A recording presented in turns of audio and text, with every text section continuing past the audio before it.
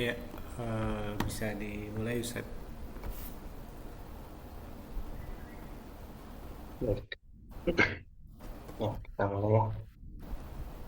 Bismillahirrahmanirrahim. Assalamualaikum warahmatullahi Waalaikumsalam. wabarakatuh. Alhamdulillahilladzi lihat. Asyhadu an la ilaha illallah wahdahu la syarikalah wa asyhadu anna Muhammadan abduhu wa rasuluhu. Allahumma salli ala Muhammad wa ala alihi wa sahbihi ajma'in. Amma ba'du. Segala puji Rabb semesta kepada kita, nikmat Islam, nikmat kesempatan sehingga pada pagi hari ini kita masih dapat berkumpul dalam majelis ilmu. Salawat serta salam semoga senantiasa tercurah limpahkan kepada Nabi kita, Nabi Muhammad Sallallahu Alaihi Wasallam, suri teladan yang terbaik bagi umat manusia, juga kepada keluarga beliau, para sahabat, serta seluruh umatnya yang istiqomah mengikuti sunnahnya hingga hari kiamat. Amin ya rabbal alamin. Alhamdulillah, pada kesempatan pagi hari ini kita dapat kembali dipertemukan oleh Allah Subhanahu wa taala dalam kegiatan majelis subuh virtual yang diselenggarakan oleh Lajnah Dakwah PC Al Irsyad Al Islamiyah Kota Bandung. Semoga kegiatan Thalabul Ilmi pada pagi hari ini membawa keberkahan dan manfaat bagi kita semua, menjadi amal jariyah serta menambah keberkahan dan kesuksesan bagi lembaga kita tercinta. Amin ya rabbal alamin. Mari kita mulai kegiatan pagi hari ini dengan membaca basmalah bersama-sama. Bismillahirrahmanirrahim. Selanjutnya kita murojaah dulu surah Al-Insyirah bersama-sama. A'udzu billahi minasy syaithanir rajim. Bismillahirrahmanirrahim. Alam nashrah laka sadrak wa wada'na 'anka wizrak alladhi anqadha لك ذكرك فإن مع العسر يسرا إن مع العسر يسرا فإذا فرغت فانصب وإلى ربك فارغب صدق الله العظيم. Semoga dengan dibacakannya ayat suci Al-Quran menambah keberkahan di kegiatan kita pada pagi hari ini. Ya, Ustaz ini belum hadir ya? Belum kelihatan, San. Gimana kan? Belum, sebentar lagi coba di inikan dulu, Iya, ya manfaatkan. aku. Ya, insya Allah materi kajian pada pagi hari ini akan diisi oleh Ustadz Mudor Baik dengan tema syiar-syiar Zulhijjah. Ya, sebagaimana yang kita pelajari di kajian sebelumnya, kita memasuki bulan Zulhijjah, di mana bulan ini adalah salah satu bulan haram. Amal-amal kita dilipat gandakan atau dibesarkan nilainya pada sisi Allah. Pada pahala-pahalanya dibesarkan dan juga dosa-dosanya juga dibesarkan juga oleh Allah. Maka dari itu kita harus perbanyak ya amal-amal di bulan haram ini ya. Dan insya Allah di kajian ini akan dibahas oleh Ustadz terkait syiar-syiar atau amalan-amalan khusus mungkin yang akan bisa dikerjakan di bulan Zulhijjah. Ya, Alhamdulillah Ustadz sudah hadir ya. Eh, Sebelum kita masuk ke materi, mari kita sapa terlebih dahulu ke materi kita pada pagi hari ini. Assalamualaikum, Ustadz. Gimana kabarnya hari ini?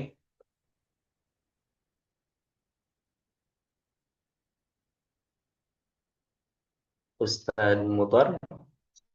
Ya, Assalamualaikum. Alhamdulillah Alamin. Ini baru nyampe rumah ini. Ya. Alhamdulillah. Ya, Pak Ustadz. Gimana kabarnya hari ini? Alhamdulillah sehat, sehat. Alhamdulillah. Alhamdulillah. Ya. Semoga Allah senantiasa menjaga kesehatan Ustadz dan juga kita semua Amin ya untuk rabbal alamin. aktivitas Syukur, sehari-hari. doanya. Antum juga semuanya insya Allah. Eh, Mari kita simak bersama-sama materi pada pagi hari dengan tema syiar-syiar bulan Zulhijjah. Ya, selama kurang lebih 40 menit ke depan ya, mungkin. Ya. Kepada Materinya sudah Ustadz dikirim. Mudhar Baik, kami persilakan. Afwan akhir, Ustadz, materinya sudah dikirim sama Kak Rifki. Halo. Bagaimana? Belum, Sad, belum sampai.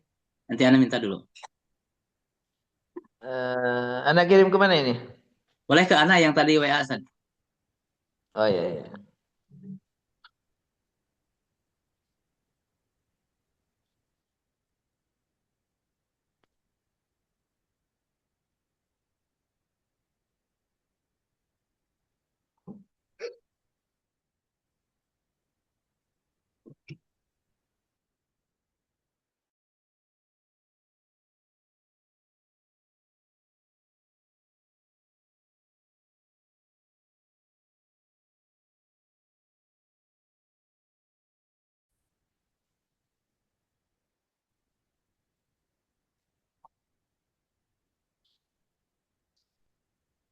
Masuk ya?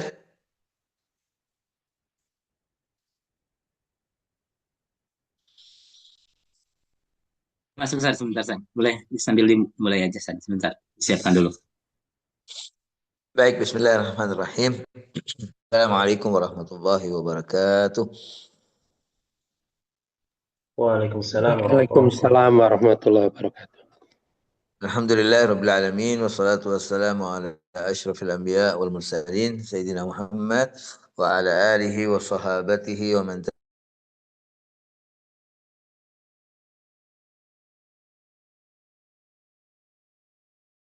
qawli subhanaka la ilma lana illa ma 'allamtana innaka antal alimul hakim wa tub alaina innaka antat tawwabur rahim. Alhamdulillah wa syukrillah. Kita bersyukur kepada Allah Ta'ala di pagi hari ini kita bisa mengikuti kajian subuh secara virtual yang diadakan oleh PC Al-Irsyad Bandung. Barakallahu fikum jami'an, khususnya kepada semua para penggerak dakwah di PC Al-Irsyad yang pada pagi hari ini telah menginisiasi kita semuanya, memfasilitasi kita semuanya untuk bersama-sama masuk dalam Zoom ini dalam rangka kajian subuh virtual. Tema yang diamanahkan kepada saya pada pagi hari ini yaitu adalah seputar syiar-syiar dari bulan Dzulhijjah, di mana kita semuanya hari ini sudah berada di penghujung dari bulan Dzulqa'dah, dan insya Allah pada hari Senin besok lusa ini ya, insya Allah kita akan memasuki tanggal 1 Dzulhijjah. Oleh karenanya sebelum kita bersama-sama ya ditakdirkan oleh Allah Ta'ala menyaksikan bulan Dzulhijjah, memasuki bulan Dzulhijjah, kita harus menyiapkan diri kita terlebih dahulu terkait dengan persepsi atau pemahaman tentang bulan Dzulhijjah. Ya sebagaimana yang tertera dalam materi yang kita coba untuk kita angkat tentang bulan Dzulhijjah ini. Yang pertama tentang hakikat dari bulan Dzulhijjah itu sendiri. Mahiyatu Dzulhijjah. Ya. Hakikat Dzulhijjah. Bahwa bulan Dzulhijjah ini minal ashhuril hurum termasuk bulan-bulan haram. Ya, yang Allah Ta'ala firmankan dalam surat Taubah ayat 36, inna iddatash syuhuri indallahi 12 syahran, bahwasanya jumlah bulan di sisi Allah itu ada 12 bulan, minha arba'atun hurum, di antaranya adalah bulan-bulan haram. Kata Rasulullah SAW, bulan haram ini salasun mutawaliyat, 3 bulan di antaranya berurutan, yaitu jadi Dzulqa'dah, Dzulhijjah dan Muharram, dan satunya terpisah yaitu Rajab yang dikenal dengan Rajab Mudhar. Minha arba'atun hurum. Nah, jadi jumlahnya bulan di sisi Allah hanya 12. Makanya saya bingung itu gaji ke-13 bulan apa itu ya. Jadi nggak ada bulan hanya 12 itu. Tapi ya kita nggak mengenal gaji ke-13 kecuali yang pegawai negeri ya. Nah, jadi yang pertama itu. Nanti kita akan bahas tentang urgensi adanya bulan-bulan haram ini. Kemudian yang kedua, fihi al-ayyam al-ashar, di dalam bulan Dzulhijjah hari di mana allati aqsamallahu biha, di mana Allah Taala telah bersumpah dengan 10 hari di bulan Dzulhijjah ini dalam firman Allah Taala di dalam surat Al-Fajr, wal fajri wa layalin 'ashar wasyaf'i wal watar. Kata Allah demi waktu fajar. Ini waktu fajar dalam sepanjang masa tentunya, dan wabil khusus yaitu fajar-fajar di 10 hari pertama dari bulan Dzulhijjah ini. Makanya kita usahakan jangan sampai kelewatan salat jamaah subuh kita ya, dan setiap harinya, dan terlebih lagi di 10 hari pertama dari bulan Dzulhijjah. Kalau ada sahabat yang pernah ketinggalan salat subuh dalam suasana perang ya, tetapi dia masih menyesalinya dan terus mengingatinya sekalipun 20 tahun berikutnya, dia masih tetap menyesali akan pernah keterlambatannya salat subuh, tapi itu dalam suasana perang. Ya, bagaimana dengan kita yang dalam keadaan tenang, kadang-kadang ya banyak, nggak bisa dihitung mungkin. Ya berapa kali kita terlambat sholat subuh. Sahabat itu hanya sekali dan masih laginya dalam suasana perang gitu. Makanya kita usahakan jangan sampai kita terlambat ya, dan utamanya dalam 10 hari dari bulan Dzulhijjah ini, wal fajr walayalin 'ashar. Sumpah Allah yang kedua itu tentang 10 hari 10 malam atau 10 hari. Yang ulama mengatakan bahwasanya walayalin 'ashar ini adalah 10 pertama dari bulan Dzulhijjah. Hanya ulama berbeda pendapat dalam menghitung 10 hari pertama dari bulan Dzulhijjah ini. Ada yang menghitungnya dari tanggal 1 sampai tanggal 10. Ada pula yang menghitungnya dari tanggal 2 sampai tanggal 11. Nanti kita akan tahu kenapa 10 hari pertama itu dihitung dari tanggal 2 sampai tanggal 11. Nanti insya Allah akan kita lihat dalam materi ini.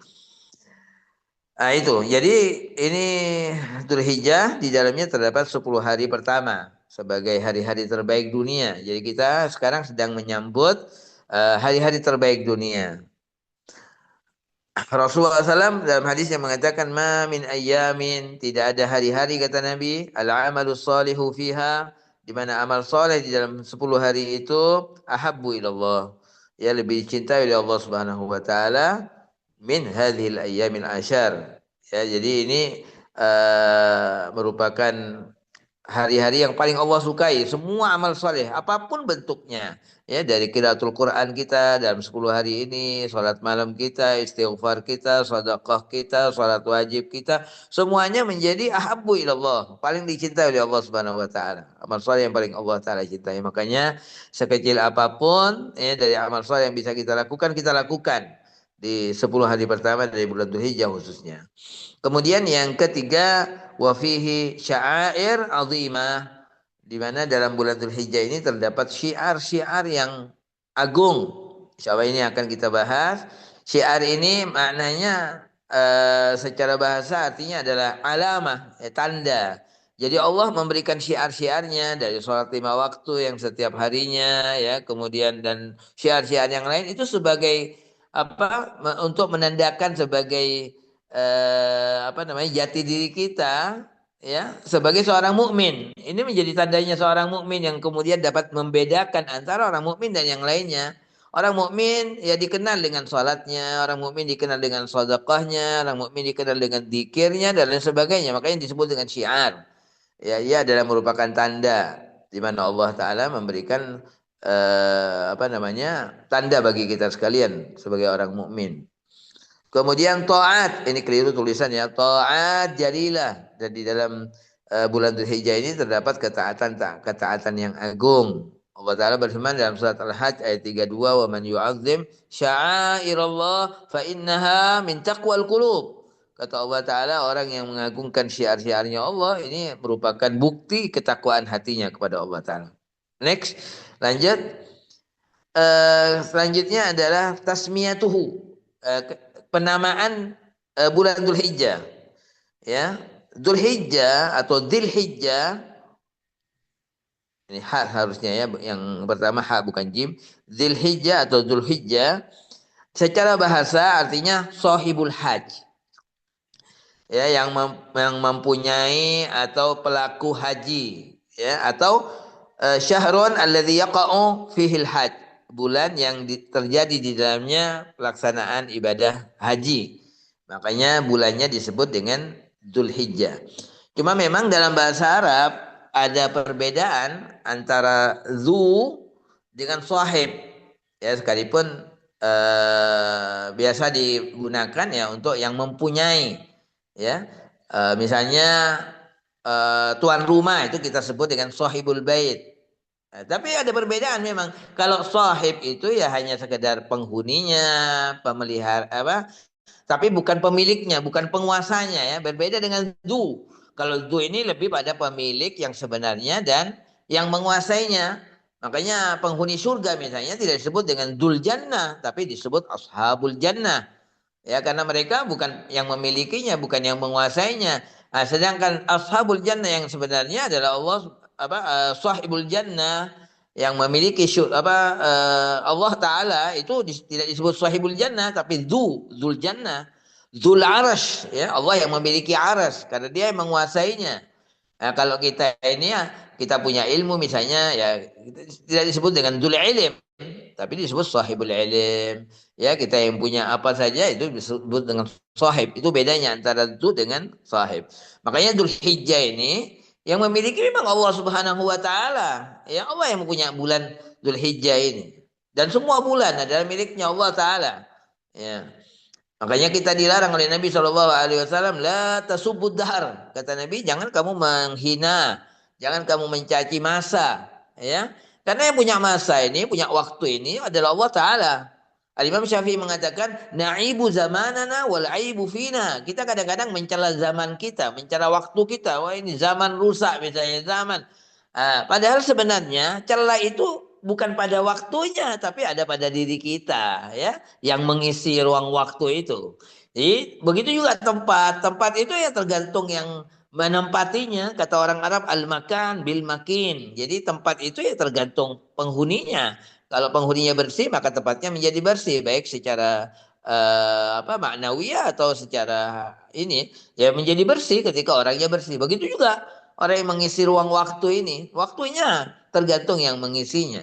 Jadi al-aibu fina, sebenarnya celah itu ada pada diri kita, tapi kemudian kita sandarkan pada waktu kita. Nah, jangan, ya. Dzulhijjah itu yang punya waktu adalah Allah Subhanahu wa taala. Kemudian dinamakan Dzulhijjah li'anna al-Arab, karena orang-orang Arab sebelum Islam mereka yahujjuna fihi, mereka mendatangi, ya, datang pada bulan itu ilal Ka'bah al-Musyarrafah. Jadi pada bulan Dzulhijjah itu yang memang sudah dikenal sebelumnya, mereka orang-orang Arab ya, mendatangi Ka'bah al-Musyarrafah. Tapi kemudian oleh Islam, tsumma aqarra asral hajj, ya, kemudian Islam datang ini menetapkan asalnya haji ini, di mana Allah Ta'ala mengatakan wa'adzin finnas bil haji, di mana Allah memerintahkan Nabi Allah Ibrahim alaihissalam, wa sahhaha sya'airahu, dan Islam datang membenarkan syiar-syiarnya. Lanjut. Nah, itu penamaannya, asal penamaan daripada Dzulhijjah. Lanjut. Next. Kemudian apa ahamiyah? Apa urgensinya? Wujud al-ashhuril hurum, adanya bulan-bulan haram ini. Kita lihat di dalam surat Al-Maidah ayat 97 misalnya, Allah mengatakan ja'alallahu, Allah menjadikan. Apa yang dijadikan Allah? Pertama, Al-Ka'bah. Ya, Ka'bah, Allah menjadikan Ka'bah. Karena memang yang menciptakan Ka'bah, yang meletakkan Ka'bah pertama kali adalah Allah Subhanahu wa taala, ya, karena diletakkan untuk manusia. Kalau diletakkan untuk manusia berarti penciptanya bukan manusia, ya. Ja'alallahul Ka'bata al-Baital Haram, Allah jadikan Ka'bah ini sebagai rumah yang suci, rumah yang mulia, ya, yang akan menjadi kehormatan kita. Makanya disebut dengan al-Baital Haram. Untuk apa Allah Ta'ala menjadikan Ka'bah itu? Allah mengatakan qiyaman linnas, untuk menegakkan kehidupan manusia. Antum bisa buka di surat Al-Maidah 97 ini. Jadi yang dapat menjadikan lurusnya kehidupan kita, amal kita, itu Ka'bah. Allah menjadikan Ka'bah ini untuk menegakkan kehidupan kita. Begitu juga kehidupan umat manusia secara keseluruhan. Allah mengatakan qiyaman linnas, untuk seluruh manusia, bukan hanya orang mukmin saja. Ya, yang menjadi baik, ya, bukan yang apa namanya, menjadi tegak kehidupannya. Maknanya, mafhumnya, kalau sudah nggak ada Ka'bah, ya kehidupan manusia akan hancur dan sudah mendekati kiamat kalau sudah nggak ada Ka'bah. Begitu juga kata Allah, wasyahrul haram. Begitu juga Allah membuat tatanan, Allah buat sistem adanya bulan-bulan haram. Ini dalam rangka untuk menegakkan urusan kehidupan manusia. Wal hadiya wal qalaida, begitu juga adanya jamaah haji yang mengantarkan binatang kurbannya untuk dihadiahkan, ya, wal hadiah wal qalaida dan lain sebagainya. Nah, itu punya urgensi semuanya. Jadi urgensinya adanya Syahrul Haram ini adalah qiyaman linnas, ya, untuk menegakkan kehidupan manusia.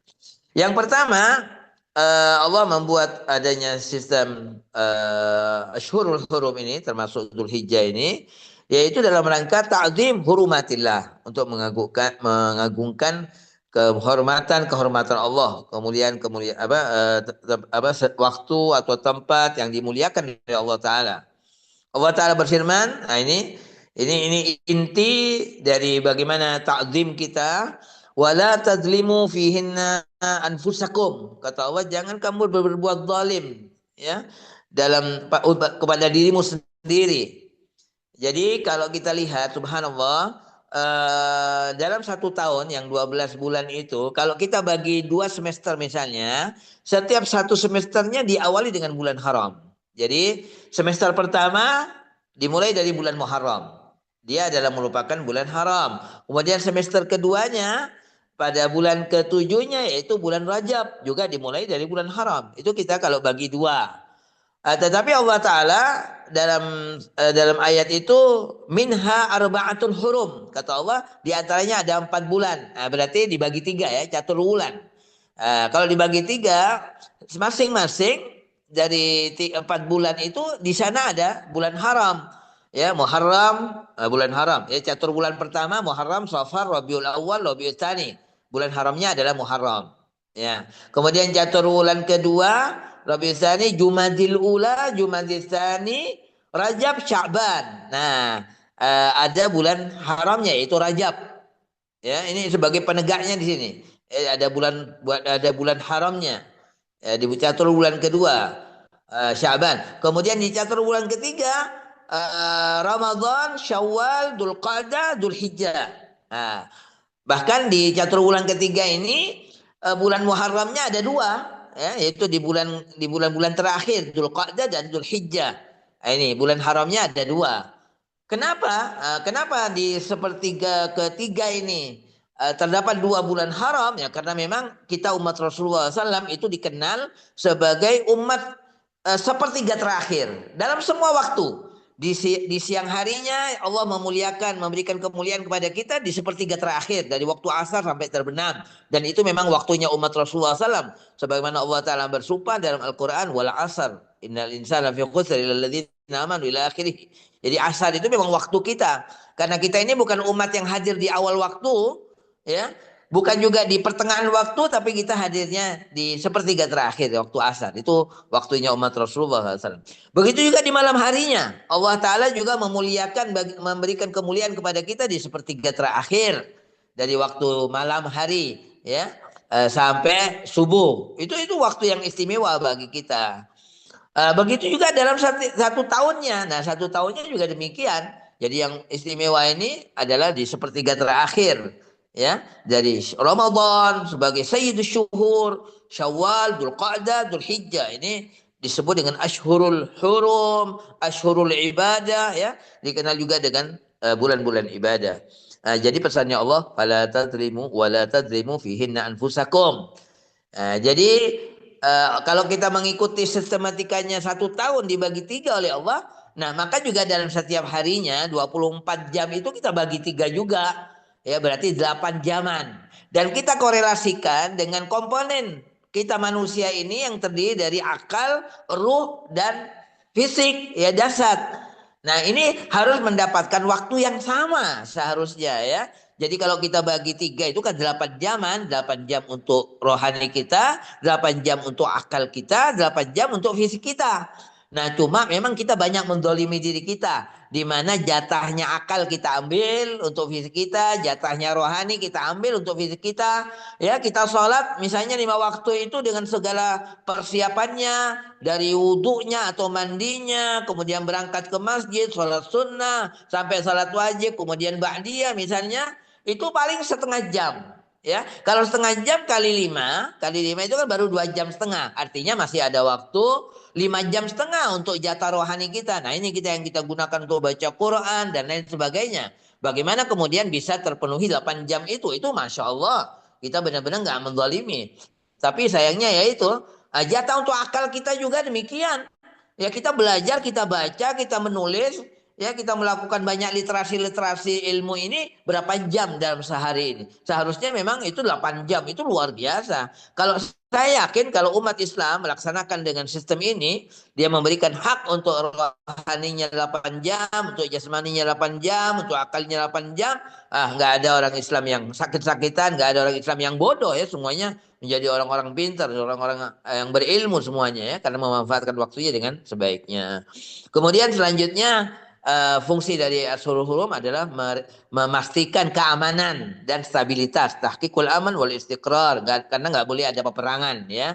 Kemudian yang ketiga, tahiyatun nas lil hajj, menyiapkan manusia untuk melaksanakan ibadah haji. Dan subhanallah, 3 bulan yang berturut-turut ini, Dzulqa'dah itu 1 bulan sebelum Dzulhijjah. Nah, itu sebagai kesempatan orang dari negara manapun datang ke kota Mekah dalam keadaan aman.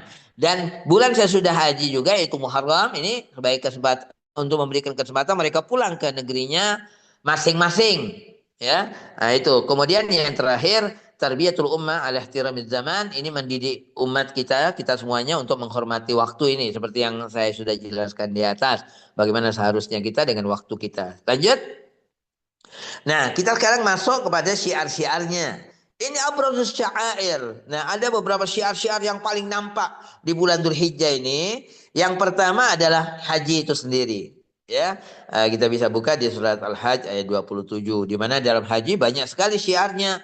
Ada niat, ihram, ada tawaf, ada sa'i, ada wukuf di Arafah, ada mabit Musdalifah, mabit di Mina, ramyul jamarat, ya, melempar jamrah dan lain sebagainya. Ini merupakan syiar-syiarnya haji. Yang kedua, syiar yang kedua yang merupakan syiar yang paling nampak juga, itu adanya takbir. Ya, membesarkan Allah dengan sirah yang sudah biasa kita baca, Allahu Akbar, la ilaha illallah, Allahu Akbar, walillahil hamd. Nah, takbir ini dibagi 2, ada takbir yang mutlak, takbir yang tanpa batas, artinya tidak dibatasi dengan waktu, kapan saja. Waktunya dari mulai masuknya bulan Dzulhijjah dari tanggal 1 kita sudah disyariatkan bertakbir ini, ya. Sampai kapan? Ila akhiri ayyamit tasyrik. Tasyrik ya, sampai akhir tasyrik. Ya, sampai akhir tasyrik. Ya, waktunya. Nah, itu yang mutlak, Ya, seperti Ibnu Umar, Abu Hurairah kalau sudah masuk tanggal 1 Dzulhijjah dia masuk ke pasar-pasar bertakbir. Ya, itu tidak ada batasan waktu ya, tidak ada ketentuan waktu, itu yang mutlak. Kemudian yang kedua, takbir yang muqayyad, yang terikat dengan waktu, yaitu dilaksanakannya ba'da sholawat, setiap setelah selesai sholat 5 waktu. Jadi dimulai kapan itu? Min fajri yaumi Arafah, dimulai dari subuh hari Arafah. Nah, itu takbirnya dimulai dari, jadi tanggal 9 Dzulhijjah, hari subuh kita sudah mulai takbir. Sampai kapan? Ila asri sampai asar akhiri ayyami tasyrik, sampai asar hari tasyrik, ya. Nah, itu apa namanya? Yang muqayyad. Jadi kita melaksanakan takbirnya habis salat. Setiap habis sholat kita takbir. Ya, dari tanggal 9 sampai tanggal 13. Kemudian syiar yang ketiga adalah udhiyah, kurban. Ya, di mana Allah Ta'ala mengatakan fasholli li rabbika wanhar. Salatlah engkau untuk Tuhanmu dan berkurbanlah. Waktunya kurban yaitu dari tanggal 10, itu yang afdal. Pas di tanggal 10-nya yang disebut dengan Yaumun Nahar. Hari Nahar memang itu. Jadi habis salat Idul Adha kita kemudian berkurban. Yaitu waktu yang paling utama. Kemudian setelah itu kata Rasulullah, ayyamut tasyrik itu adalah merupakan waktu-waktu berkurban. Tanggal 11, 12, 13. Tapi selagi bisa di tanggal 10-nya ya tanggal 10-nya ya. Kemudian berurutan tanggal 11-nya. Jangan kita undur-undur, jangan. Ya, lebih awal lebih afdal. Rasulullah SAW bersabda, mana? Kembali ke sebelumnya. Nah, Rasulullah SAW bersabda, kata Rasulullah, ma'amila adamiyun, tidaklah melakukan seorang anak Adam min amalin, suatu pekerjaan yauman nahar, pada hari tanggal 10 Dzulhijjah itu yauman nahar, ahabbu ilallah, yang paling Allah cintai, min ihraqid dam, daripada mengalirkan darah, yakni daripada berkurban. Jadi amal yang paling Allah cintai di tanggal 10 itu adalah kurban itu. Ya, kurban. Makanya jangan kita lewatkan. Lanjut. Selanjutnya adalah yang selanjutnya adalah siyamul asyar, yaitu berpuasa, ya. Istilahnya siyamul asyar, berpuasa 10 hari. Walaupun prakteknya puasa yang sebenarnya 9 hari ya, dari tanggal 1 sampai tanggal 9. Nah, sedangkan di tanggal 10-nya itu bukan puasa yang sebenarnya, hanya sekedar imsak dari sejak fajar sampai selesai sholat Idul Adha. Kita disunahkan untuk imsak, nggak makan-makan kita ya, dari habis subuh sampai itu tanggal 10-nya ya. Makanya puasa yang sebenarnya ya 9 hari. Nah, cuma kita istilahkan dengan siyamul asyar karena di tanggal 10-nya kita imsak dari sejak fajar sampai selesai salat Idul Adha. Nah, khususnya kalau kita nggak bisa berpuasa selama 9 hari itu, khususnya pada hari Arafah. Ya, jangan sampai kita tidak melakukan puasa hari Arafah ini. Kenapa? Dan ini tentunya disyariatkan puasa Arafah bagi selain jamaah haji, di ghairil haj. Ada hadis Rasulullah SAW yang mengatakan siyamu yaumi Arafah, puasa di hari Arafah itu ahtasibu 'ala Allah, aku berharap kepada Allah Ta'ala an yukaffira sanah, menghapus dosa-dosa 1 tahun, allati qablahu, sebelumnya, wallati ba'dahu, dan 1 tahun sesudahnya. Jadi Masya Allah, puasa 1 hari tanggal 9 Dzulhijjah itu fadilahnya bisa melebur dosa selama 700 hari. Ya, karena 1 tahun sebelumnya dan 1 tahun sesudahnya. 700 hari terhapus dengan puasa 1 hari. Masya Allah. Lanjut. Nah, yang berikutnya zikrullah, berzikir kepada Allah Subhanahu wa taala ya, karena jadi amalan zikir zikir ini kan memang nggak ada waktunya ya, kapan saja, di mana saja, berdiri, duduk, berbaring kita dianjurkan berzikir. Nah, cuma waktu zikir yang paling besar itu adalah di 10 hari pertama dari bulan Dzulhijjah, karena Allah Ta'ala berfirman wa yadhkurusmallah, dan hendaknya mereka berzikir kepada Allah Ta'ala fi ayyamin ma'lumat, pada hari-hari yang telah dimaklumkan. Nah, yang maklumat itu dari tanggal 1 sampai tanggal 13, ya. 1 sampai tanggal 13. Nah, ini zikir itu luar biasa. Ini memang hari-hari zikir memang. Makanya kita diperintahkan untuk memperbanyak zikir. Nah, apa zikir yang kita baca? Nah, kalau di hari Arafah, zikir yang paling dipilih di hari Arafah tanggal 9 Dzulhijjah, ada hadis Rasulullah SAW yang mengatakan kalau Rasulullah afdalu ma qultu ana. Yang paling utama kata Rasulullah yang aku katakan, yang dibaca oleh Nabi, ini dibaca oleh Nabi khususnya di hari Arafah. Makul tu'ana yang aku baca wan nabiyun min qabli, dan para nabi sebelumku kata Rasulullah, apa yang mereka baca? La ilaha illallah wahdahu la syarikalah lahul mulku wa lahul hamdu wa huwa ala kulli syai'in qadir. Nah, ini yang kita ulang-ulang di hari Arafah, ya. Nah, dan begitu juga di hari-hari selain hari Arafah tanggal 1 sampai tanggal 13 kita berbanyak zikir. Ya, zikir dengan takbir tadi Allahu akbar la ilaha illallah Allahu akbar walillahil hamd, atau zikir-zikir yang lainnya, tasbih, tahmid, tahlil dan lain sebagainya. Lanjut. Kemudian merupakan syiar yang agung pula, ya, dan ini merupakan hari yang terbaik dunia, yaitu Yaumu Arafah, ya. Nah, di sini pertama dikatakan min a'zami ayyamid dunya, merupakan hari yang paling agung di hari-hari dunia ini. Kenapa? Karena di hari Arafah terdapat 4 induk ibadah, semuanya ada. Salat tentunya ada, ya, puasa dianjurkan bagi yang tidak berhaji. Kemudian sedekah tentunya dianjurkan untuk setiap hari, apalagi di hari Arafah, ya. Kemudian yang tidak terdapat di hari yang lain yaitu haji. Ya, itu yang merupakan rukun yang paling besar, itu letaknya di tanggal 9, yaitu yang disebut dengan wukuf. Ya, wukuf di Arafat. Ya, wukuf di Arafat. Nah, itu merupakan kata Rasulullah SAW, al-hajju Arafah. Jadi haji ini adalah wukuf di Arafah.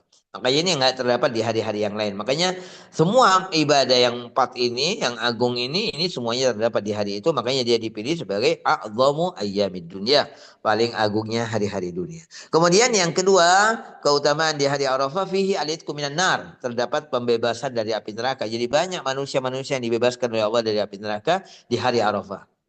Ya, mudah-mudahan kita termasuk yang dibebaskan. Kemudian yang ketiga, ijabatul doa, dikabulkannya doa di hari Arafah. Nah, bahkan dikatakan afdhalud doa Arafah. Ya, paling utamanya doa di hari Arafah. Makanya jangan sampai lewatkan, ya. Di sehari penuh itu kita bebaskan diri kita dari semua pekerjaan-pekerjaan yang lain. Ya, kita khususkan untuk ibadah, doa, salat, zikir dan semacamnya, baca Quran, ya. Jadi itu di hari Arafah. Jangan disibukkan dengan persoalan-persoalan yang lain. Kemudian yang keempat adalah mubahatullah li ahlil mauqif. Allah sangat membanggakan, Allah membanggakan di hadapan para malaikatnya, kepada para malaikatnya, bi ahlil mauqif, kepada orang-orang yang berada dalam wukuf, yang sedang wukuf di Arafah. Mudah-mudahan kita segera bisa wukuf juga di Arafah insyaallah. Rasulullah SAW bersabda, "Ma min yaumin," kata Nabi, tidak ada hari aksar yang lebih banyak min an ya'tiqallahu fihi 'abdan, di mana Allah membebaskan hambanya minan nar, dari api neraka, min yaumi Arafah, melebihi hari Arafah. Jadi hari yang paling banyak Allah membebaskan manusia dari api neraka ini adalah di hari Arafah. Itu di antara keagungan-keagungan di hari Arafah. Lanjut. Nah, yang terakhir adalah yaumun nahar wa ayyamit tasyrik, ya. Adalah hari nahar, yaitu tanggal 10, wa ayyamit tasyrik, dan tanggal 11, 12, 13. Nah, ini merupakan hari-hari yang terbaik pula. Bahkan Rasulullah mengatakan dalam hadis yang lain, a'zamul ayyam indallah, paling agungnya hari di sisi Allah yauman nahar, ya, tanggal 10. Ini karena memang merupakan rentetan.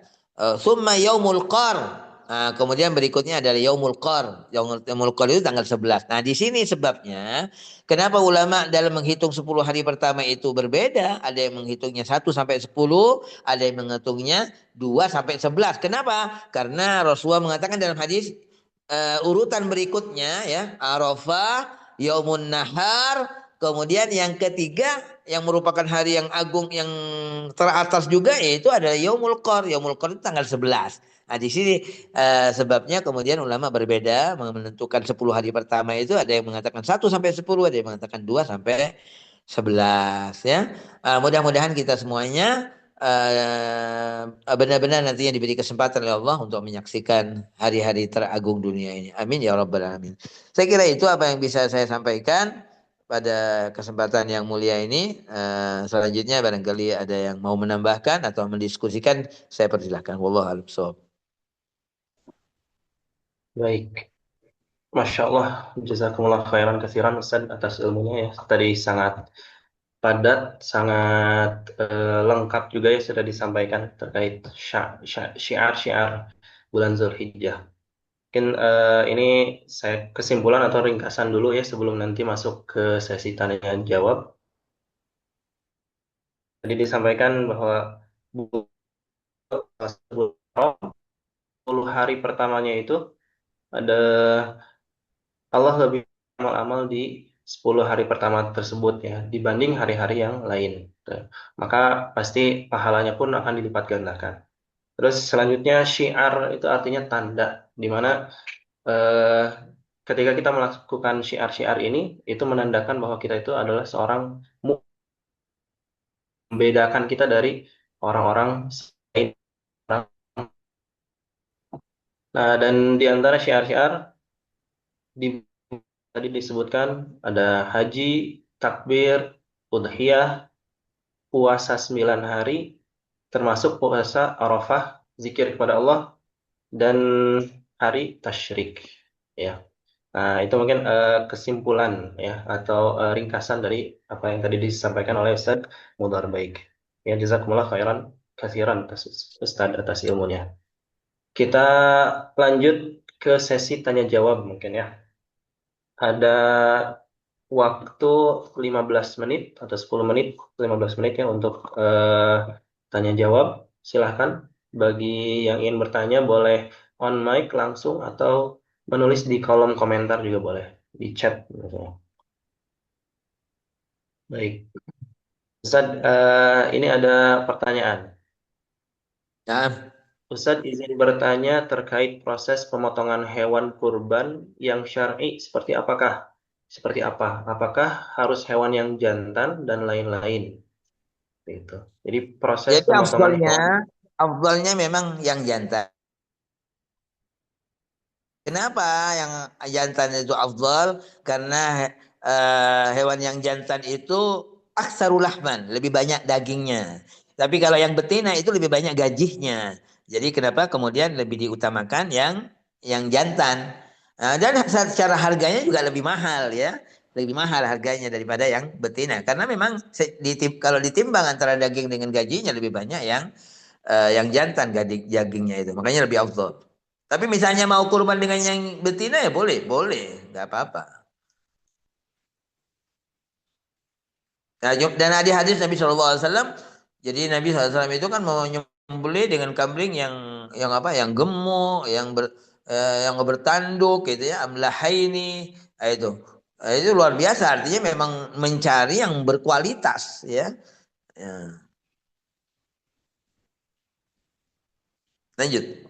Pertanyaan berikutnya apa? Tadi ada yang ngechat juga itu sepertinya.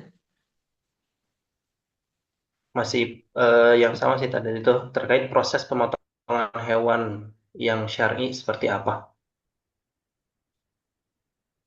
Ya, jadi beberapa tuntunan ya dalam pemotongan itu yang jelas secara keseluruhan kita memang diperintahkan oleh Rasulullah, innallaha katabal ihsana fi kulli syai'. Allah mewajibkan kita untuk profesional ya dalam segala sesuatu, termasuk kata Rasulullah, wa idza dzabhtum, kalau kalian menyembelih fa ahsinidz dzibhah. Ya, maka eh, harus profesional menyembelihnya. Maka Nabi mengatakan apa kata Nabi, tajamkan pisaunya wal yurih zabihatahu, dan supaya dia menghibur binatang takuti ya, binatang apa pisaunya juga harus yang tajam ya. Kita melakukan penyembelihan itu secara profesional, itu dianjurkan Nabi secara ihsan ya, karena memang kita dianjurkan berbuat baik dengan semuanya, berbuat ihsan dengan semuanya.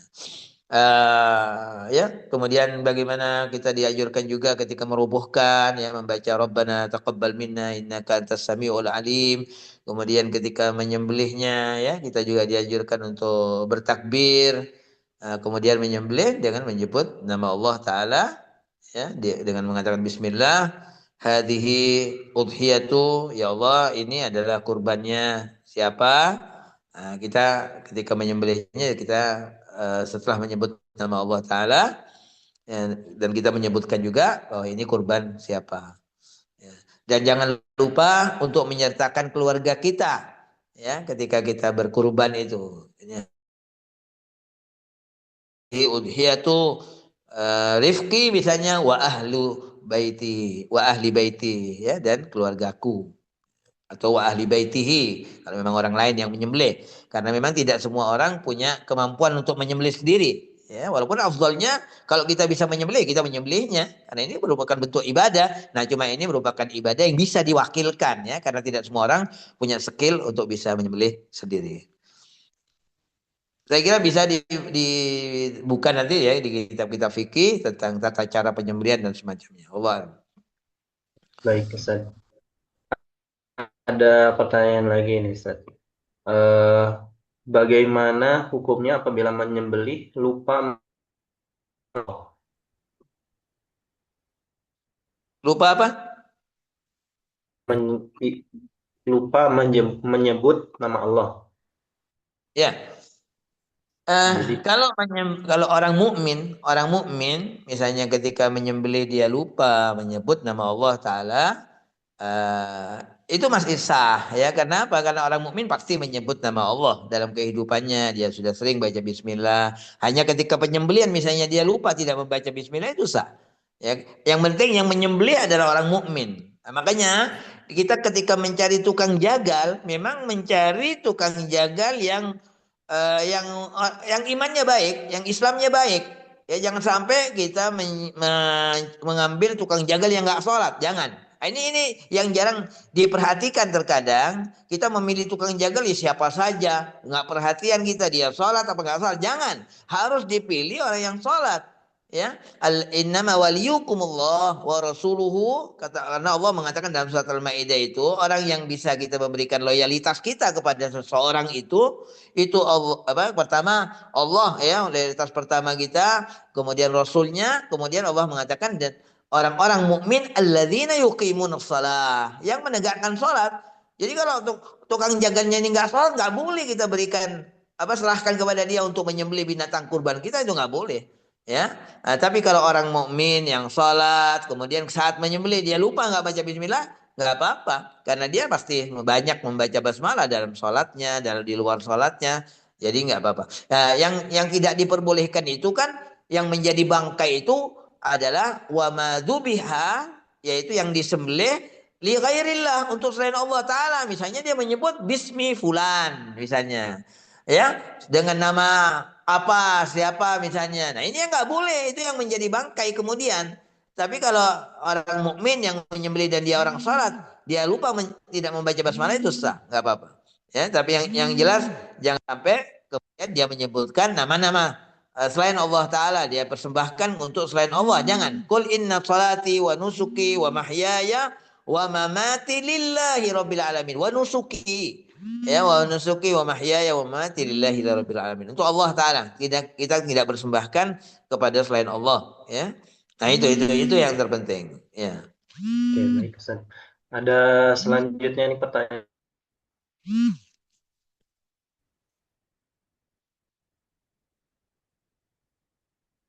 Mengambil dari hewan kurban.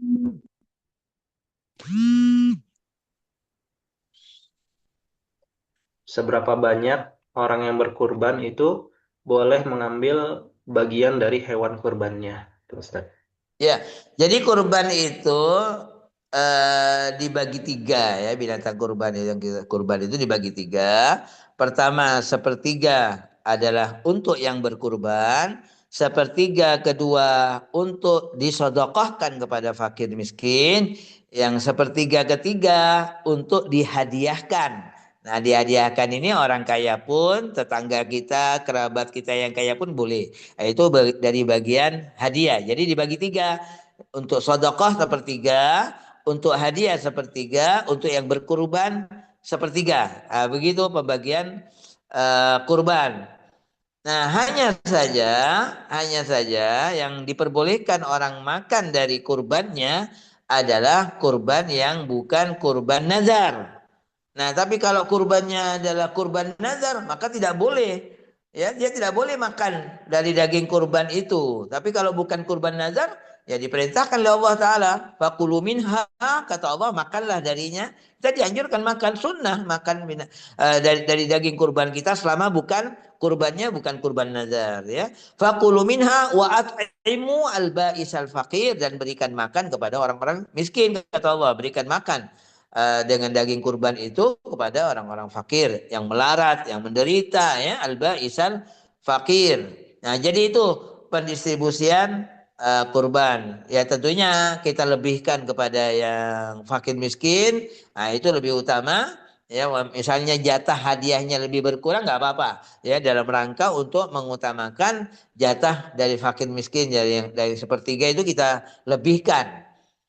Saya kira begitu. Jadi yang terpenting bahwa orang yang berkurban itu diperbolehkan, bahkan dianjurkan dan disunahkan untuk makan selama kurbannya bukan kurban nazar. Tapi kalau kurban nazar maka tidak boleh.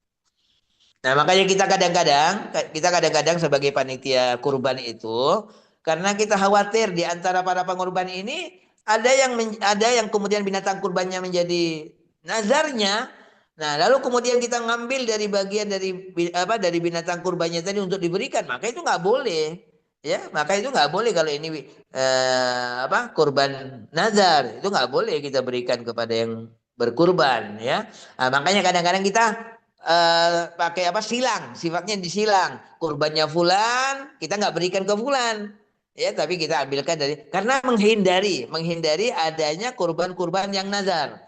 Karena memang jatuhnya nazar, apalagi dalam mazhab Syafi'i, itu sangat mudah sekali orang jatuh menjadi nazar. Dengan orang mengatakan, aku beli kambing ini untuk dikurbankan, itu menurut mazhab Syafi'i itu sudah jatuh nazar itu. Misalnya ada orang nanya sekarang, kamu mau kemana? Saya mau ke pasar. Untuk apa kamu ke pasar? Saya mau beli Saya mau beli kambing untuk kurban. Nah, itu menurut mazhab Syafi'i itu termasuk nazar. Makanya kita untuk menghindari hal-hal yang seperti ini, karena tidak diperbolehkan orang makan dari binatang kurban nazarnya, itu nggak boleh, ya. Makanya kita kadang-kadang yang kita berikan jatah kalau kita mau memberi kepada yang berkurban, kalau kita sebagai panitia ini, karena kita akan memberi kepada, ya kita ambilkan bukan dari daging kurban dia, ya kita ambilkan dari daging yang lain. Nah, itu harus menjadi perhatian panitia, ya. Wallahu Baik, Ustaz. Ini mungkin pertanyaan terakhir ya, Ustaz. Eh, ada satu lagi nih. Membaca takbir pada tanggal 9 Zulhijjah atau hari Arafah itu apakah harus disyiarkan atau dikeraskan melalui speaker masjid, ya? Sementara banyak orang yang berpuasa. Tuh. Apakah harus dispeakerkan atau cukup di dalam saja, mungkin seperti itu. Ya, sebenarnya lebih kepada pemahaman bahwa takbir setelah dilaksanakan setelah sholat 5 waktu itu dimulainya di tanggal 9 Dzulhijjah. Ketika kita bertakbir di tanggal 9 Dzulhijjah atau hari Arafah, itu memang sudah masyru', memang sudah disyariatkan. Ya, nah cuma karena pemahaman masyarakat kita masih belum tahu, kalau kita bertakbir kemudian pakai speaker misalnya dikiranya kita berhari raya. Nah, itu kan karena ketidaktahuan masyarakat kita. Nah, ini kewajiban kita untuk mensosialisasikan bahwa takbir Dzulhijjah itu dimulai dari tanggal 9 yang kita lakukan dari habis setiap setelah sholat fardu. Nah, kalau masyarakat kita paham, ya itu lebih baik karena ini merupakan syiar, ya pakai speaker. Tapi karena masyarakat kita nggak paham, khawatir mereka mengira kita berhari raya duluan, ya sudah, kita lebih lebih maslahat, ya aman dari fitnah, ya kita nggak usah pakai speaker luar, ya, karena memang ketidakfahaman masyarakat yang khawatir mereka menyangka kita berhari raya duluan. Nah, ini yang harus kita sosialisasikan bahwa takbir Dzulhijjah itu dimulai dari tanggal 9 sampai akhir tasyrik. Demikian. Ustaz, ya, jazakumullah. Mungkin satu hal yang penting Ya, juga saya sampaikan. karena waktu Afwan. Ada hal yang mungkin saya tambahkan bagi yang akan berkurban, bagi ada yang akan berniat berkurban, ini terakhir kita potong kuku, potong rambut itu hari Ahad. Ya, Senin kita masuk tanggal 1 Hijjah, jangan potong kuku, jangan potong rambut sampai nanti setelah selesai kita menyembelih binatang kurban kita. Karena itu di antara sunnahnya orang yang sudah berniat untuk berkurban itu yang ada niat untuk berkurban itu supaya dia tidak potong kukunya, tidak potong rambutnya, ya kumisnya apa. Nah itu dari tanggal 1 sampai tanggal 10. Kalau mau motong-motong, potong kuku atau rambut apa nanti setelah kurbannya dilaksanakan. Demikian tambahan. Ya, syukran Ustaz. Karena waktu sudah menunjukkan pukul 6:26, ya, udah sedikit lagi selesai. Maka sebagai penutup kegiatan pada pagi hari ini, kami mohon kepada Ustaz untuk memimpin doa. Ustaz.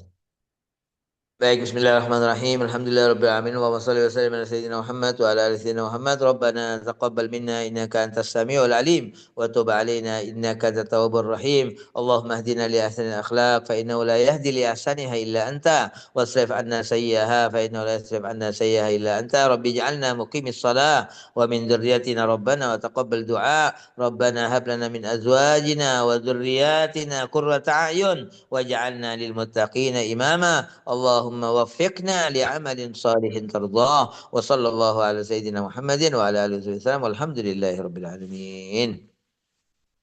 Amin, amin, ya rabbal alamin. Alhamdulillah, kita telah menyelesaikan ya kegiatan majelis subuh virtual pada pagi hari ini. Kami mengucapkan terima kasih, syukran jazakumullah khairan kepada Wa iyyakum. atas ilmu yang telah diberikan, telah hadir dan mengikuti kajian hingga apabila terdapat kekurangan, kita tutup dengan hamdalah. Alhamdulillahirabbil alamin ya. Wassalamualaikum warahmatullahi wabarakatuh. Waalaikumsalam warahmatullahi wabarakatuh. Waalaikumsalam warahmatullahi wabarakatuh.